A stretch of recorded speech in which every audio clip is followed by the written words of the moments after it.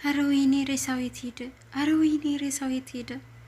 ወይኔ አረ ወይኔ አረ እዚህም የለም። ሰላም ጤና ይስጥልኝ ውድና የተከበራችሁ የቻናል ቤተሰቦች እንዴት ናችሁ? እንኳን ወደ ወይኗ ሚዲያ በሰላም መጣችሁ። እዚህ ከመጣችሁ አይቀር ደግሞ ሰብስክራይብ እያደረጋችሁ ቤተሰብ እንድትሆኑ በፍቅር እየጋበዝኳችሁ ነው። ቤተሰብ የሆናችሁ ደግሞ ቪዲዮውን ላይክ በማድረግ እንደምትጀምሩልኝ ተስፋ አደርጋለሁ። እንግዲህ ለዋና ድራማ ክፍል 4ን ይዤላችሁ መጥቻለሁ። እንግዲህ በባለፈው ክፍል እንዳየነው አስክሬኑን ይዘው ሊወጡ ሲሉ አድና እንደደረሰባቸው አድና ያያቸው ይሆን ወይ ምን ይፈጠር ይሆን? በቀጣይ ይዤላችሁ መጣለሁ ባልኩት መሰረት ዛሬ ይዤላችሁ መጥቻለሁ። እናም እንግዲህ ይዘው ሊወጡ ሲሉ አድና እየተጣራ ሚስቱን ከክፍሉ ሲወጣ ሩጣ ሂዳ እሱን አቀፈችውና ሮቤልም አስከሬኑን ይዞ ወደ ክፍል ተመለሰ። ከዛም ማውጣት ስላልቻሉ በቃ ምንም አማራጭ ሳያገኙ ሲቀሩ በጣም እየተናደዱ ለጊዜው እዛው ቁጭ ብለው ሳለ በጣም ሁለታቸው በጭቅጭቅ ብዙ ረጅም ጊዜ ወሰዱ። አንተ ነህ፣ አንቺ ነሽ፣ ዛሬ ካደረ ይሸታል፣ ከዛ አለቀልን እየተባባሉ አንቺ ትችያለሽ፣ አንተ ትችላለህ፣ አንተ ይሄን አድርገ እየተባባሉ ሁለታቸው ትልቅ ጭቅጭቅ ውስጥም ገብተው ነበር ዛሬ። በሌላ በኩል ደግሞ የሳራ እህት የእህቷ መጥፋት በጣም አሳስቧት ስለነበር አድናን ፖሊስ ጣቢያ ይዘህ ሂድ ስትለው እንግዲህ ሚስቱ መክራው ዛሬ አትሂዱም ነገ ይሻላል ብላ ለነገ ቀጥሯት እንደነበረ ነግሬያቸዋለሁ። እናም ለዛሬ ተቀጣጥረው ሊሄዱ ሲሉ እንግዲህ ሮቤል በተቻለው መጠን የሳራን እህት ወይም ደግሞ ሎሃናን ሀሳቧን እንድትቀይርና አእምሮዋን ጠምዝዟታል። እሱም ምንድነው ሮቤል ያደረገው ምንድነው ወንድሙን አድናን እንድጠረጥረው ነው ያደረጋት። ይሄም ምን ብሏት ነው ካላችሁኝ አድና መጥፎ ሰው ነው፣ ከላይ ስታዩ በጣም አስመሳይ ነው። የኔ ምክር እንደዚህ የሆነው በሱ የተነሳ ነው። እሱ ከራሱ ውጭ ማንንም ወዶ አያውቅም። በጣም መጥፎ ሰው ነው። ከመጥፋቷ ከአንድ ቀን በፊት ግን ከአድና ከሳራ ጋር እጅግ ክፉኛ ከባድ ጭቅጭቅ ውስጥ ገብተው ሲጨቃጨቁ አይቻለሁ። እናም ግን ለወንድሜ እንዳትነግሪው እንጂ የሱ እጅ ያለበት ይመስለኛል። የሷ መጥፋት ላይ የት እንዳለች በእርግጠኝነት የሚያውቅ ይመስለኛል አላት።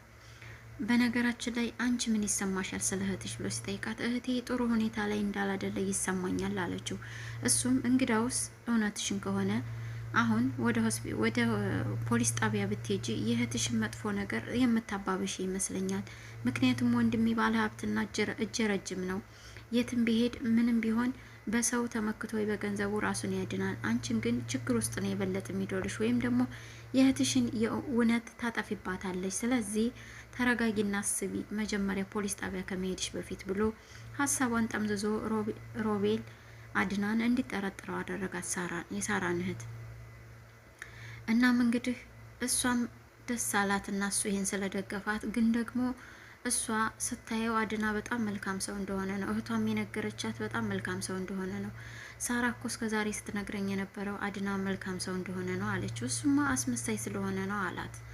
እናም በጣም ተደናግጣ በነገራት ነገር ግራ ተጋብታ ክፍሏ ውስጥ ሳለች ሮቤል አድናም እንደገና የሳራን እህት ሎሃናን ነይ እንሂድ፣ በቃ አሁን መሄድ እንችላለን ፖሊስ ጣቢያ አላት። አይ ብላ ተደነጋገረች። ምን ሆነሻል?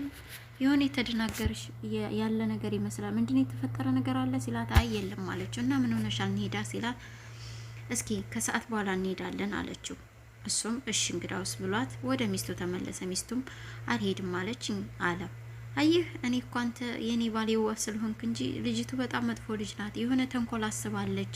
እንደዛማ ባይሆን ኑሮ እንሂድ ብላ ያነሳችው ሀሳቡ እሷ ነች። ለምን አልሄደችም?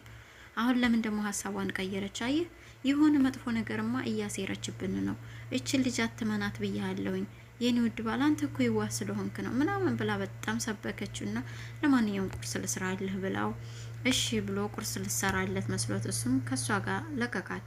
እሷም እየሮጠች መታ እንግዲህ ሮቤልን ደስ የሚል ዜና አለኝ አዲስ ዜና አለኝ ብላ ስትነግረው ምንድነው ሲላት ፖሊስ ጣቢያ መሄዱን ተወችው አላት። በቃ ይሄን የሚያስደስትሽ ሌላ ነገር የለም ሲላት እንዴ ከዚህ በላይ በዚህ ሰዓት የሚያስደስተን ነገር አለ እንዳለችው አይ እኔ ነኝ እኮ ሀሳቧ እንድትቀይር ያደረግኩት አላት። ምንድነው እሱ ስትለው ያረገውን ነገራት። በጣም ተገረመችበት። ታውቂኛለሽ አላት። በዚህም ተደሳሰቱና በቃ ግን ዛሬውኑ ማውጣት አለብን አለበተቀረ ይሸታል፣ ዛሬ እቃው መውጣት አለበት እየተባባሉ በቃ ሂጂ አሁን ወደዚህ ልትመጣ ስለምትችል አንቺ መውጣት አለብሽ ከዚህ ብሎ ሮቤል አስወጣት እሷን። ከዛም እሷ እንግዲህ ወደ ሳሎን እንደሄደች በቀጥታ ሉሃና አገኘቻት። እህቴ የት ነው ያለችው ንገሪኝ አለቻት። እህትሽን አላውቅም እኔ ያንቺን እህት ጠባቂ ነኝ አለቻት። ይገርማል አለቻት። የመጽሐፍ ቅዱስ ቃል አንስታ አቤልም ቃየልም እኮ አቤል የታለ ሲለው እኔ የአቤል ጠባቂ ነኝ ወይ ብሎ ነው ለእግዚአብሔር የመለሰለት። ስለዚህ በእርግጠኝነት አንቺም የዛ አይነት ነውና እህቴ የት እንዳለች ታውቂያለሽ ማለት ነው አለቻት። ግን እኮ ከሀገር ወጥታለች ብለሽም የነገርሽኝ አንቺ ነበርሽ አለቻት። አላውቅም በቃ የነገረችኝ እና የነገርኩሽ። አንቺ ለምንድን ነው በቤቴ እኮ በቃ እያስፈራራሽኝ ነው አለቻት። እያስፈራራሽ ሳይሆን እየነገርኩሽ ነው አለቻት። ቢሆንም አላውቅም እኔ አንቺ ተጠያቂ አይደለሁም ብላ ጮኸችባትና ቶሎ ብላ ወደ ሮቤል ተመልሳ እኔ ይህች ልጅ አስቆምልኝ፣ በቃ አልቻልኩም አስቆምልኝ ብላ እንግዲህ ሮቤል ላይ ጮኸችበት። እሱም ግራ ተጋብቶ በቃ ተረጋጊ ምናምን ብሎ ለማረጋጋት ሞከረ። ግን ሉሃናም በጣም ግራ ተጋብታለች በሚስቲቱም ሁኔታ፣ እንዲሁም ደግሞ ሮቤል በነገራት በአድና እውነት እንደዛ አይነት ሰው ነው እያለች በጣም ግራ በተጋባ ስሜት ውስጥ ሳለች አሁንም ወደ ሮቤል ተመልሳ መታ ክፍል ውስጥ ቁጭ ብሎ አገኘችው። እግርህን ግን ምን ሆነህ ነው? ምን ተፈጥሮ ነው እያለች ጠየቀችው። እሱም ወንድሜ ነው እንደዛ አደጋ ያደረሰብኝ ከምሰራበት ቦታ መጥቶ ከሰዎች ጋር ተመሳጥሮ ምናምን ብሎ እንግዲህ ወንድሙን ለመኮንን ሞክሯል እዚህም ላይ።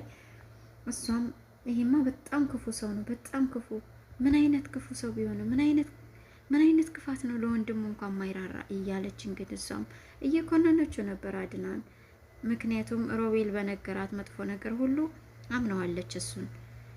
እናም እንደዚህ ስታወራ ቆይታ እኔ ግን ሚስቱን አላመንኳትም፣ ምክንያቱም የእሱ ሚስት ሆና ጤነኛ ልትሆን አትችልም አለች። አይ እሷ ምንም አታውቅም ማለት አንተ እንዴት እርግጠኛ መሆን ቻልክ ብላ ስትጠይቀው እሷንም እሱ ነው የሚዘውራት፣ ምክንያቱም ስለ እሱ ክፋት ምንም የምታውቀው ነገር የለም፣ በእርግጠኝነት መልካም ሰው እንደሆነ ብቻ ነው እሷ የምታውቀው፣ የእሱን የጀርባ ታሪኩን ምንም አታውቅም፣ እኔም ወንድሙ ስለሆንኩ ነው ብሎ መልሶ እንድታምን አደረጋት።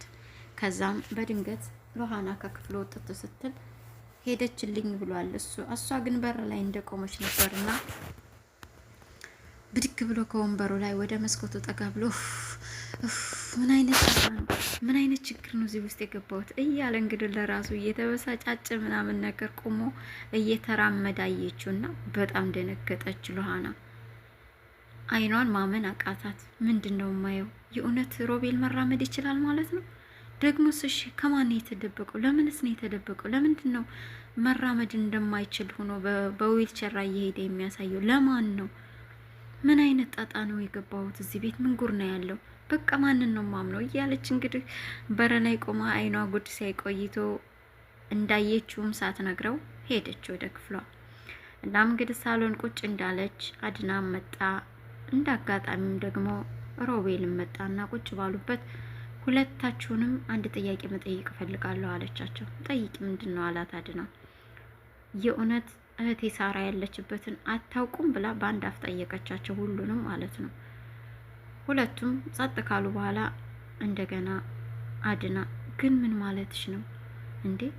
ያለችበትን ብናውቅኛ ለምን እንደብቅሻለን? ያለችበትን ስለማናውቅ መስሎኝ ላፋልግሽ የተነሳሁት። ምን እያልሽ ነው የሳራት አላት። እሷም አይ በጣም ይቅርታ ያው አለ አይደል ስሜታዊ እየሆንኩ እኮ ነው አለች። እሱም ጠጋ ብሎ ሊያጽናናትና ሊያበረታት ሞከረ አድና ማለት ነው። እናም አይዞሽ እህትሽ እስክትገኝ እስከ መጨረሻው ድረስ አብሬሽ ነኝ፣ ምንም ችግር የለ፣ ደግሞ ነገ ፖሊስ ጣቢያ እንሄዳለን አላት። እሷም አይ ፖሊስ ጣቢያ እኔ መሄድ ከፈለኩ በራሴ ነው መሄድ የምፈልገው፣ ምንም ችግር የለ፣ አንተን አላስቸግርም፣ ለማንኛውም አመሰግናለሁ አለችው። እንዲህ የተባባሉ ሳለ እንግዲህ ሚስቱ መጣችና አድናን ጠራችው። ሆዷን ነፍሰ ጡር ነኝ የሚመስል አይነት ምልክት እያሳየችው ወሰደችው ወደ ክፍሏ። የዛኔ ሮቤልም እንግዲህ እኛም ወደ ክፍላችን እንሄድና አንተኛ አይደል አላት። ሉሃናም እሺ አለችና ግን እግርህ እንደው ትንሽ እንኳን ለመንቀሳቀስ ሞክረህ አታውቅም አለችው። እሱም አይ አላት። እንኳን መንቀሳቀስ መቆም ራሱ መች ይችላለሁኝ እንኳን መራመድ አላት። ግን አይኗ አይቶባታል። በጣም ተገርማና ተደምቃ እሺ ብላው ወደ ክፍሏ ገባች። ሮቤልም እንግዲህ ወደ ክፍሉ ገባ። ከዛ በፊት ግን በመካከል እንግዲህ አስከሬኑን በምን መልኩ ማውጣት እንዳለባቸው ሲያስቡ ቆዩና አንድ ሀሳብ መጣላት።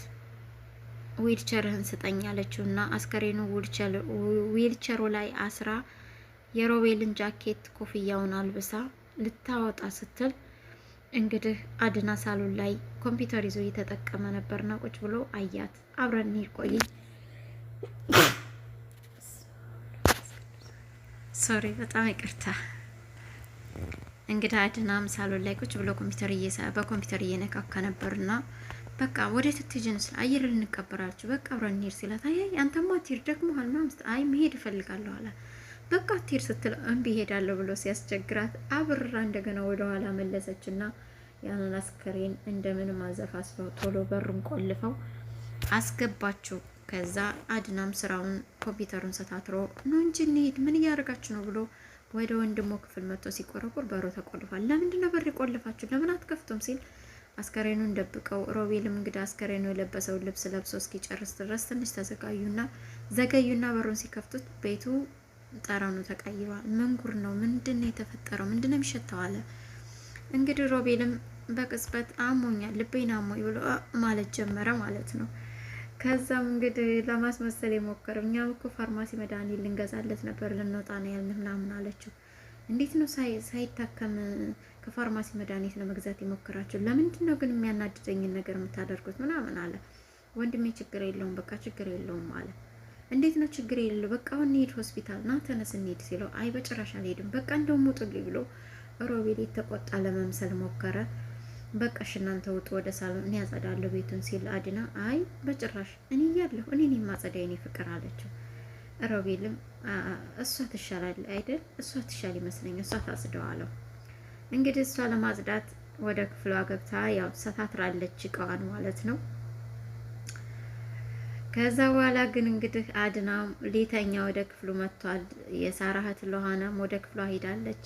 ባልና ሚስቱ እንግዲህ ወደ ክፍላቸው ከሄዱ በኋላ